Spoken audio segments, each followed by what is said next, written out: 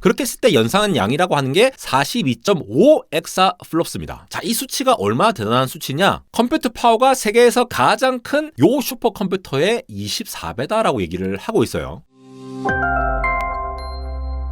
네, 여러분 반갑습니다. 에러입니다. 구글 클라우드 넥스트에서 상당히 많은 AI 발표로 사실 이 영상으로 정리를 하자면 굉장히 많은 내용들이 있는데, 이번에 제가 단연 주목을 한 것은 바로 TPU, 새로운 세대, 그러니까 7세대 TPU에 대한 소개였습니다. 바로 아이언 우드라는 코드네임을 갖고 있는데요. 아마 하반기에 나올 때는 이게 V7P라는 이름으로 나오게 될 것으로 보입니다. 당장 와닿는 성능으로 보자면은 지금 여기 보시다시피 2018년도부터 2025년 무려 3600배나 늘어났다. 7년 만에 3600배나 늘어날 만큼 구글이 AI 칩, 그러니까 우리가 흔히 커스텀 칩이라고 부르죠. 이러한 것들을 매 세대 정말 끌어올렸다라고 할 수 있는데요. 특히 이 아이언 우드 같은 경우에는 H200 있잖아요. 지금 제일 많이 팔리고 있는 엔비디아의 GPU죠. 그 엔비디아의 출원 성능과 비교를 해봤을 때 거의 유사한 성능을 보이고 있습니다. 그런데 전성비 측면에서 굉장히 우수하다라는 거죠. 그 외에도 양자 컴퓨터 관련된 윌로우워치 관련해서도 간략하게 얘기를 했는데, 오늘은 이 구글이 커스터마이징 하고 있는 이 TPU라고 하는 프로세서가 빅테크 기업들 자체 칩 설계 중에서는 그래도 제일 앞선다라고 평가를 받고 있는 이유에 대해서 매 세대 얼마나 발전을 해왔는지, 구글이 얼마나 소프트웨어부터 OS 플랫폼, AI 플랫폼, 그리고 하드웨어 설계까지 짱짱하게 준비를 하고 있는지를 한번 정리를 해볼까 합니다. 그럼 한번 가보시죠. 우선 지금 보시고 있는 요 보드에 4개의 아이언 우드가 꽂혀 있는 거 보이시죠? 정말 어마무시하게 큰 보드입니다. 일단 구글이 지금 전략을 세운 것은 AI 관련해서 사실상 거의 모든 걸 다 하겠다라고 지금 하고 있죠. 자체적인 파운데이션 모델 제미나이 시리즈를 계속 내놓고 있고, 그렇게 해서 온 디바이스로 돌릴 수 있는 거 바로 업데이트되면 지금 갤럭시에서도 실시간으로 이 영상 보면서 하는 프로젝트 아스트라 바로 적용할 수 있었죠. 그럼 온 디바이스 AI부터 제미나이 2.5 프로도 최근에 내놓기도 했고, 그걸 돌리는 학습하고 추론할 수 있는 AI 칩도 엔비디아를 처음엔 사왔지만도 구글 같은 경우에는 트랜스포머라는 거를 실제로 제안을 했던 업체잖아요. 그러니까 TPU라고 하는 거는 그 트랜스포머가 나오기 이전부터 설계가 되었었습니다. 그때 당시에는 풀리 커넥티드 네트워크 기준으로 했다가 CNN 나오면서 CNN에 맞춰서 또 변경하고 이렇게 했거든요. 그러다가 이제는 트랜스포머에까지도 맞춰가지고 이런 아이언 우드라는 거를 굉장히 잘 설계해서 전력도 줄이면서 성능을 극대화할 수 있는, 그래서 H200 수준의 성능을 달성했다라고 주장을 하고 있는데요. 구글에서 소개하기로 이렇게 합니다. 아이언 우드라고 하는 게 첫 번째 구글의 TPU인데, 어떤 첫 번째 TPU냐? 인퍼런스 시대를 위한 첫 번째 TPU다라고 얘기를 하고 있죠. 즉 앞으로 이 AI 서비스, AI 에이전트 시대가 열리면서 구글 클라우드 기반으로 이 인퍼런스를 굉장히 많이 해야 될 예측이 되고 있는 상황에서 이 TPU를 그에 잘 맞춰서 최적화를 했다라고 예측할 수 있는 부분들이 있고요. 놀라운 포인트가 이런 거죠. 9216개의 액체 냉각을 통해서 하는 칩, 이렇게 칩끼리 인터커넥트를 9200개까지도 연결을 할 수가 있다. 이것도 여러 개를 막 엮어서 한꺼번에 거대한 모델을 돌릴 수 있다는 얘기를 하고 있는 것이 되겠고, 최근에 딥시크도 그렇고 이 믹스 오브 엑스퍼트에 대해서 재주목을 하고 있죠. 원래 얘네들을 전문가를 여러 개 모아서 하면은 전체 파라미터 수는 너무너무 커지는데, 실제로 인퍼런스 할 때는 부분만 활성화되죠. 내가 필요한 전문가만 활성화가 되기 때문에 그만큼 전력 효율적으로 쓸 수 있는 부분들이 있거든요. 근데 얘네들을 또 학습할 때는 너무 거대하기 때문에 얘네들을 컴바이닝 하는 쪽에서도 전력이 쓰이고 계속 트레이닝 해야 되고, 이런 여러 가지 문제들 때문에 네트워킹 병목상으로 한쪽이 너무 놀게 된다, 약간 이런 문제들이 있었거든요. 근데 그러한 문제들이 지난 2년 3년 동안 굉장히 많이 해소가 됐습니다. 그렇게 하다 보니까 MOE 아키텍처를 일찍이 제미나이에 도입을 했던 구글 같은 경우에는 거기에서도 이제 최적화해서 잘 사용할 수 있도록 굉장히 많은 이 텐서 매니플레이션, 그러니까 뭐 행렬 연산이라던가 아니면 벡터 연산 같은 것들을 빠르게 처리할 수 있도록 잘 설계를 했다라는 얘기들을 할 수 있겠고요. 이게 9216개의 칩으로 확장을 하게 되면은 한 파드당 그렇다라는 거거든요. 칩을 정말 많이 때려박죠. 그렇게 했을 때 연상한 양이라고 하는 게 42.5 엑사플롭스입니다. 자, 이 수치가 얼마나 대단한 수치냐? 컴퓨터 파워가 세계에서 가장 큰 엘 캐피탄이라고 하는 요 슈퍼컴퓨터의 24배다라고 얘기를 하고 있어요. 정말 엄청나지 않습니까? 지금 세상에서 가장 컴퓨팅이 빡센 그것보다도 24배다. 근데 사실 요거는 좀 이게 논란이 있는 게, 엘 캐피탄 요거 같은 경우에는 FP64 기준이에요. 이 슈퍼컴퓨터가 FP64 기준이기 때문에 요 42.5, 지금 TPU 같은 경우에는 이거 FP8이거든요. 얘는 FP8 기준으로 계속 연산하는 그 연산 기준이 없어요. 그러면서 이걸 또 이제 24배라고 하기에는 너무 좀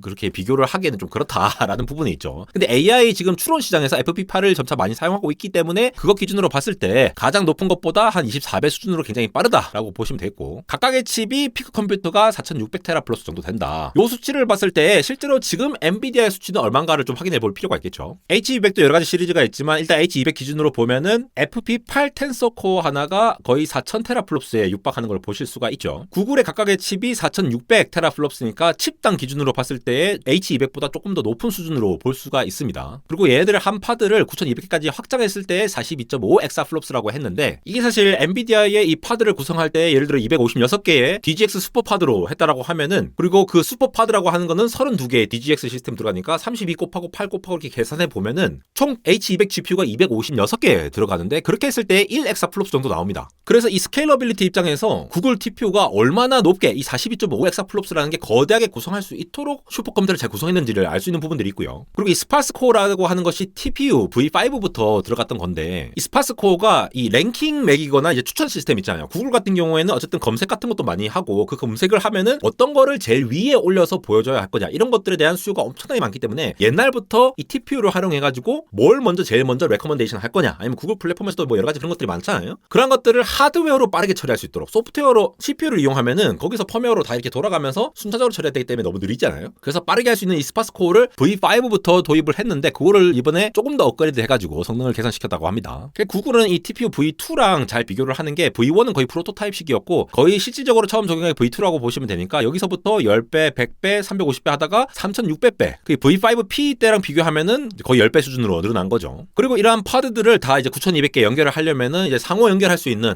인터커넥트가 필요한데, ICI라고 부르죠. 엔비디아는 NV링크라고 하던가 아니면 이더넷 기반으로 뭐 인피니밴드 이런 것들 다 연결해가지고 서로 칩 간에도 스루풋이 높일 수 있듯이, 구글에서도 이 하나의 링크당 초당 1.2테라비트, 이게 이전의 트릴리온 대비 1.5배 또 향상시켰다라고 합니다. NV링크처럼 칩 간에도 빠르게 할 수 있도록 하는 거, 이것도 이제 브로드컴이랑 같이 잘 열심히 만들고 있지 않을까, 이렇게 예상되는 부분들이 있습니다. 그래서 참 대단하긴 해요. V4 때도 이 4800에 먹는다 했을 때 정말 많이 먹는다 했는데, 거기서도 2배가량 늘어난 게 V5P였고, 그 다음에 아이언노드 같은 경우에는 9200까지 연결한다. 요 192GB HBM은 아마 HBM3E로 보입니다. 이 아이언노드 칩 다이를 자세히 보면은 이 양쪽에 하나 둘 셋 넷 HBM3E가 8개 붙어 있는 걸로 보이고, 여기 잘 보시니까 이렇게 두 개로 나눠져 있죠, 약간. 그러니까 이게 하나의 칩으로 만든 게 아니라는 거예요. 칩렛으로 만들어가지고 다 엮었다라는 거죠. 이 블랙엘도 보시면은 이 레티클 리미티드 사이즈라고 하죠. 이 반도체가 레티클에 따라서 이 실제로 이 칩의 최대 크기가 대충 한 858, 그러니까 858 제곱미리 정도 돼요. 그걸 넘어서는 거대한 칩을 만들려고 하다 보니 이거를 각각 만든 거죠. 이거 H200 모습인데 이 두 개를 만들었고 서로 이제 인터커넥트로 연결할 수 있도록 한다는 거죠. 얘도 HBM이 양쪽에 이렇게 쫙 붙어 있는데, 구글의 아이노드 같은 경우에도 이렇게 이 두 개를 합치면 이미 이게 858 제곱미리를 넘어가는 크기로 보입니다. 즉 고성능을 내는 서버용 반도체 칩의 경우에는 이제 패키징이 필수다. 이게 코어스로 아마 HBM이랑 TPU 프로세서를 이렇게 엮든, 아니면 나중에 이 위에 쌓아 올리는 SOIC 같은 TSMC 기술을 쓸 수도 있겠죠. 그러한 패키징이 기본적으로 들어갈 수 있도록 기대되는 것으로 보이고, 하나당 24기가가 되니까 총 8개 해서 196기가 이렇게 지원을 하는 것이 되니까, 한 칩에서 지원하는 용량도 HBM으로 짱짱하게 하는 동시에 이런 애들이 또 서로 또 왔다 갔다 연결을 해야 되잖아요. 그러니까 안에서도 밴드위스가 높아져야 되는데, 링크당 이 밴드위스를 굉장히 빠르게 해가지고 이렇게 하나의 보드를 만든 다음에 이걸 또 서로 쭉 연결한다. 여기서 액체 냉각을 쓰는 이유도 이 발열이 너무 많이 발생하니까 액체 냉각으로 다 냉각시키는 거. 제가 늘 말씀드리지만 수냉식 이렇게 표현하는 거를 액체 냉각이라고 보시면 돼요. 정확하게는 이게 수냉식이 아니잖아요. 물로 냉각을 하는 게 아니기 때문에 수냉식이라는 표현은 좀 잘못된 표현인데, 어쨌든 이 액체 냉각, 리퀴드 쿨링이라고 하는 방식을 쓰는 이유가, 원래는 액칩 냉각이 좋아요. 이렇게 칩 위에다가 이 오일이 왔다 갔다 하면서 뜨거운 거를 바깥쪽으로 빼내는 형식이라든가, 아니면은 이 렉의 뒷면에 후면도어 방식을 해가지고 뒤쪽에 칩을 이제 뜨거운 것들을 빼내는 식으로, 그런 식으로 많이 합니다. 근데 액칩 냉각으로 바뀌면은 훨씬 더 잘 냉각시킬 수가 있는데, 그 액칩 냉각은 말 그대로 오일에다가 칩을 아예 퐁당 담궈 놓거든요. 그런 식의 구조를 설계하려면 데이터 센터 전체가 아예 다 새로, 건물 자체가 새로 설계돼야 돼요. 그러니까 기존에 있던 데이터 센터를 활용해서 하려고 하다 보면은 일단 그 중간 단계로 액체 냉각을 할 수밖에 없다라는 부분. 그래서 이번에 이 아이언노드 같은 경우에는 액체 냉각, 액침 냉각이 아니라 이머전 쿨링이 아니라 리퀴드 쿨링으로 하고 있다라고 이해를 하시면 되겠습니다. 더 넥스트 플랫폼이라는 기사에서 이 티머시 몰건이라는 분이 굉장히 자세하게 좀 분석을 해주셨는데, 특히 각 세대별로 이렇게 굉장히 잘 정리를 해주셨더라고요. 요걸 자세히 보시면은 아직 밝혀지지 않은 것도 많아요. 근데 이전에 지원하던 것 중에서 더 많이 달라진 거를 보시면은, 아마 분석키로는 이게 850, 그러니까 445 두 개니까 거의 900에 가깝다. 890이니까 하나의 칩으로는 구성하기 힘들었다, 이렇게 이해를 하실 수가 있고, 트랜지스터 개수도 갑자기 엄청나게 늘어나죠. 매번 3, 4배씩 늘어나는데 이번에도 274.4 빌리언이니까 이게 2744억 개의 트랜지스터입니다. 엄청나게 많습니다. 참고로 H200이 한 80빌리언, 그러니까 800억 개고, 블랙엘이 지금 2080억 개입니다. 그런데 TPU가 2744억 개니까 그것보다 더 많은 수치예요. 두 개의 칩을 이종 접합을 하다 보니까 이 클락은 조금 낮춰가지고 하는 것으로 보이고, 그 바깥에 붙어 있는 HBM 메모리가 HBM3E로 보이는데 이전보다 훨씬 더 많은 용량을 탑재한 거 보이시죠? 이번 아이언우드 이게 V7P로 명명이 될 것으로 보이고 올해 4분기에 나올 것으로 보이는데 예전에 지원 안 하던 FP8 요런 거를 지원을 하게 됐다. 지금 추론할 때 FP8을 많이 쓰다 보니까 그래서 처음에 구글이 인퍼런스 시대를 위한 최초의 구글 TPU다 이런 얘기를 하는 게 아닐까라고 생각이 들고요. 사실 TPU는 1세대부터 원래 추론용으로만 설계를 했습니다. 최초의 구글 TPU다 추론 시대를 위한 이거는 약간 좀 마케팅 용어이긴 하지만 이게 매트릭스 곱셈이라든가 뭐 인베딩 프로세서도 가지고 있고 그런 전방적인 거를 모두 봤을 때는 충분히 이렇게 표현할 수 있는 부분들이 있고요. 이제는 구글이 TPU로도 학습을 하기 때문에 사실상 엔비디아 GPU를 많이 대체를 하는 부분들이 있죠. 이런데 위기를 느끼니까 엔비디아도 약간 자체 칩 사업을 한다 뭐 이런 얘기가 나오고 뭐 그렇게 된다라는 거죠. 무서운 거는 구글이 이미 거의 이걸 설계를 한 지가 10년이 다 돼가기 때문에 AI 자체 칩 설계 쪽에서는 정말 강한 경쟁력을 가지고 있다는 부분이죠. 지금 이렇게까지 하는 데가 잘 없거든요. 그나마 애플인데 애플은 AI 칩 쪽이라기보다는 프로세서 쪽이다 보니까 아직은 좀 멀었다라는 느낌이 들고 사실 학습과 추론 관련해서 이 학습이라고 하는 거는 데이터들을 쫙 땡겨갖고 한 번만 딱 하면은 그러고 끝이에요. 물론 이제 학습할 때마다 또 이제 뭔가 데이터가 많이 들어가긴 하지만 그렇게 한 번 원샷으로 끝이 나게 될 텐데 추론 같은 경우에는 사용자 자체가 많아지면 많아질수록 그리고 AI 에이전트끼리 막 엮어가지고 여러 가지 쓰고 이렇게 하면 할수록 이 칩이 끝도 없이 돌아갈 거란 말이죠. 그러면은 전력이 많이 들는 만큼 전기요금이 많이 발생하니까 싸게 만들수록 그 싸게 만드는 만큼이 그냥 자기 영업이익이 되는 겁니다. 그걸 일찍이 좀 간파했던 게 구글이 아닐까 싶고 자체적으로 저렇게 나한테 특화된 걸 만들겠다. 실제로 유튜브의 영상에 인코딩하고 디코딩하는 거 이러한 것들도 구글 같은 경우에는 하드웨어로 전용화된 가속기를 만들어서 하는 게 그거 하나하나 전부 다 뭐 AMD나 인텔 CPU로 돌려가지고 하고 있거나 아니면 GPU 잠깐 빌려서 하는 것보다 딱 그 포맷에 맞게 빠르게 처리할 수 있는 그러한 자체 칩 설계로서 훨씬 더 비용을 줄일 수 있기 때문에 그런 거죠. 구글이 유튜브를 인수하고 그런 것 쪽에서 확장을 하고 있다 보니까 그리고 서비스를 많이 하고 있다 보니까 여기에 대해서 일찍이 눈을 뜬 게 아닐까 싶고요. 그러면 이게 시대가 더 가면 갈수록 엔비디아의 GPU가 가지고 있는 일부 시장을 구글이 충분히 여기서 많이 내놓을 수 있죠. 물론 구글은 이 TPU를 딴 데 쪽에 팔지는 않습니다. 내 TPU 사가세요라고 하기보다는 구글 클라우드에서 TPU로 조금 더 싸게 싼 비용으로 사용할 수 있도록 풀고 있긴 하거든요. 그럼 이게 점차 더 싸게 먹힌다 하면은 개발자들이 이 TPU를 이용해서 개발을 하려고 하겠죠. 그리고 잠재적으로 이 비용 효율성 자체가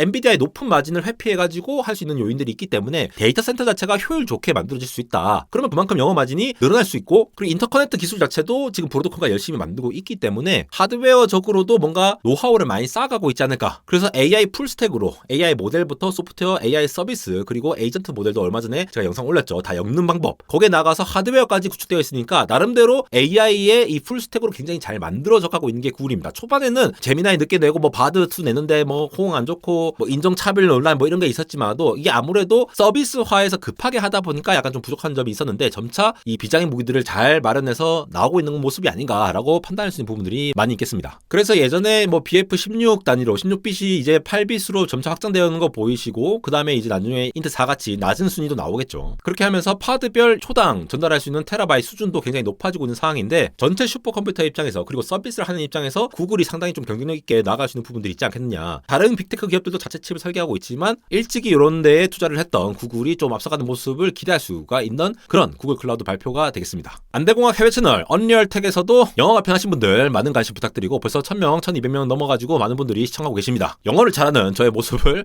보실 수가 있고요. 안대공학 스토어에서 판매 중인 안대공학 굿즈들 여기 아름다우신 유니님 입고 계신 후드 집업 코딩 공룡 후드 집업입니다. 요즘 같은 철에 굉장히 인기 좋은 후드 집업이니까 많은 관심 부탁드리고 다른 것도 질 좋게 굉장히 잘 만들어놨으니까 선물하실 일이 있으면 한번 부탁드립니다. 인스타그램에서도 여전히 굉장히 재밌는 소식들이라던가 아니면은 여러분들이 짧게 볼 수 있는 이런 뉴스들 요약해서 전달드리고 있으니까 빠르게 많은 소식 전달 받아가시기 바랍니다. 지금까지 에러였습니다.